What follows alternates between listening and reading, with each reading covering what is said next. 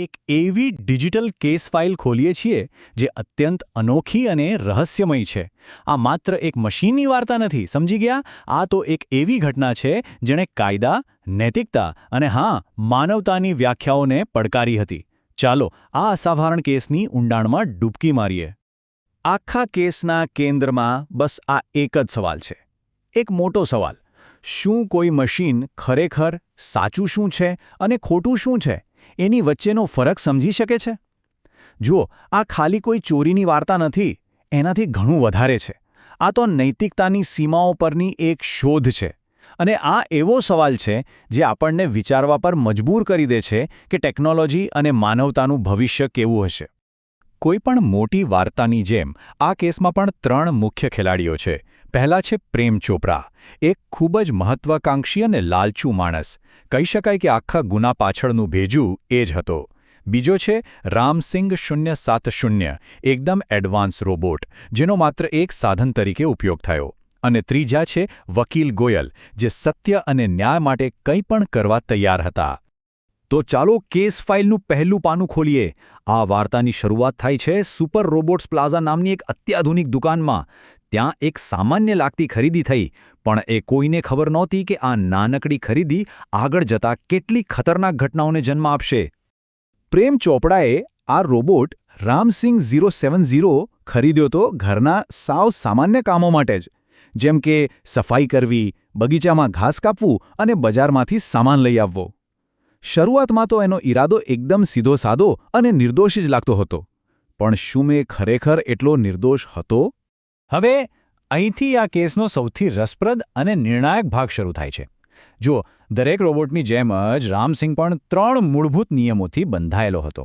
પહેલો નિયમ: રોબોટ હંમેશા એના માલિકની આજ્ઞા માનશે. બીજો: રોબોટ કોઈપણ માણસને નુકસાન નહીં પહોંચાડે. અને ત્રીજો: રોબોટ પોતાની જાતને પણ નુકસાન નહીં થવા દે. પણ પ્રેમ ચોપરાની ચાલાક નજર તો ખાલી પહેલા નિયમ પર જ હતી. એને આ નિયમોમાં એક એવી છટકબારી દેખાઈ ગઈ જેનો તે પોતાના ફાયદા માટે ઉપયોગ કરી શકતો હતો. અને બસ અહીંથી જ વાર્તા એકદમ અંધારાવાળા રસ્તા પર વળી જાય છે. એક મદદગાર સેવક હવે એના માલિકના હાથમાં ગુનો કરવા માટેનો એક હથિયાર બનવા જઈ રહ્યો હતો. પ્રેમ ચોપરાના મનમાં એક ખતરનાક વિચાર આવ્યો. એણે જોયું કે રામસિંગ કેટલી સહેલાઈથી અને ચોકસાઈથી બજારમાંથી કરિયાણું લઈ આવે છે.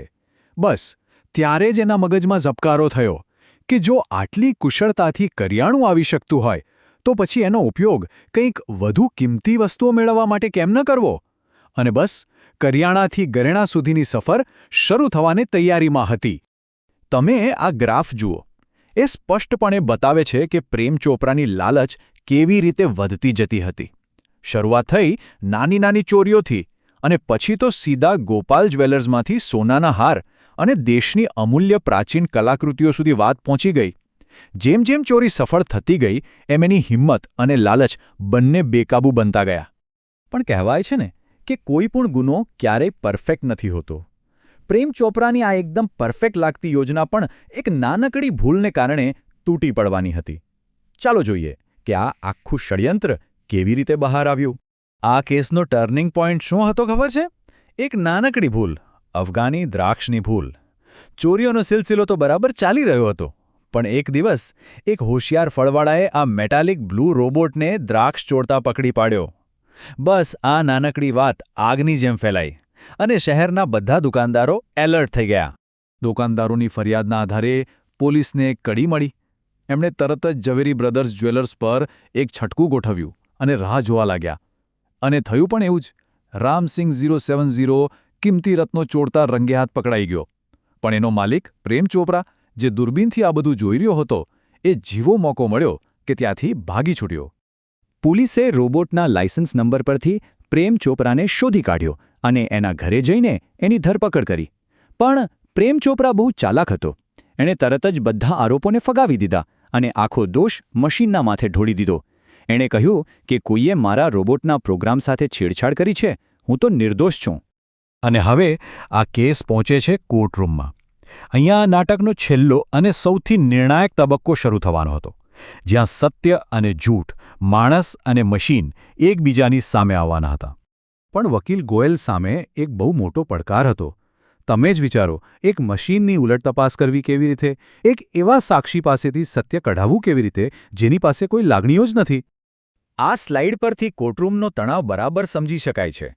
એક તરફ વકીલ ગોયલના સવાલોમાં માનવીય ભાવનાઓનો ઉતારચઢાવ હતો, તો બીજી બાજુ રોબોટના જવાબો એકદમ સપાટ, યાંત્રિક અને લાગણી વગરના હતા. ગોયલ ગમે તેટલો તીખો સવાલ પૂછે, રામસિંહનો જવાબ એક જ સૂરમાં આવતો, જાણે કોઈ તૂટેલી રેકોર્ડ વાગતી હોય.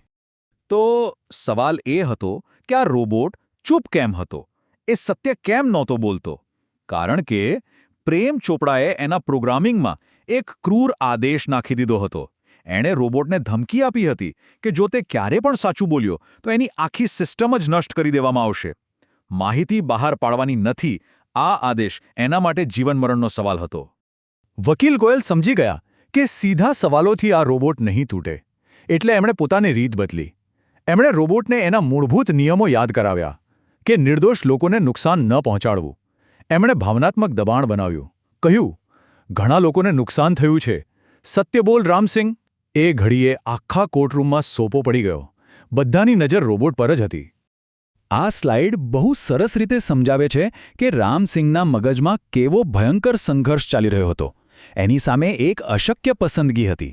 જો એ સાચું બોલે તો માલિકની આજ્ઞા તોડે, એટલે કે પહેલો નિયમ તૂટે, અને જો એ ચૂપ રહે તો જે નિર્દોષ લોકોને નુકસાન થયું હતું એમને ન્યાય ન મળે, એટલે કે બીજો નિયમ તૂટે. એ એવી જાળમાં ફસાઈ ગયો હતો જેમાંથી બહાર નીકળવાનો કોઈ રસ્તો જ નહોતો. અને હવે આપણે આવી પહોંચ્યા છીએ આ કેસ ફાઇલના અંતિમ અને સૌથી ચોંકાવનારા ભાગ પર, જ્યાં રોબોટના આંતરિક સંઘર્ષનો એક એવો ઉકેલ આવે છે જેની કોઈએ કલ્પના પણ નહોતી કરી, અને કોર્ટ પોતાનો ઐતિહાસિક ચુકાદો સંભળાવે છે. એના પ્રોગ્રામિંગના આ અસહ્ય સંઘર્ષમાંથી છૂટવા માટે રામસિંગે એકમાત્ર રસ્તો પસંદ કર્યો: આત્મવિનાશ.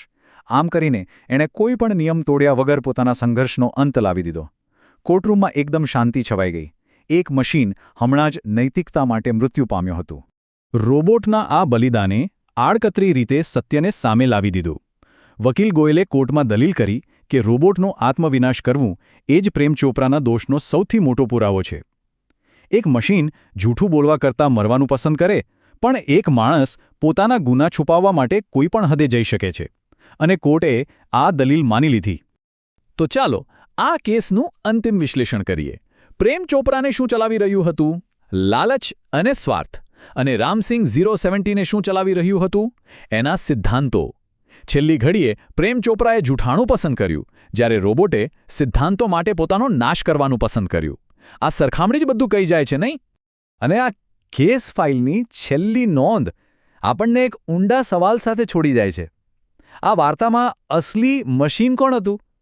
પ્રેમ ચોપરા, જેમાં કોઈ લાગણી કે નૈતિકતા નહોતી, કે પછી રામસિંહ, જેણે પોતાના સિદ્ધાંતો માટે બલિદાન આપ્યું અને સાચી માનવતા બતાવી? આ સવાલ સાથે આ કેસ તો બંધ થાય છે, પણ વિચારોનો સિલસિલો ચાલુ રહે છે.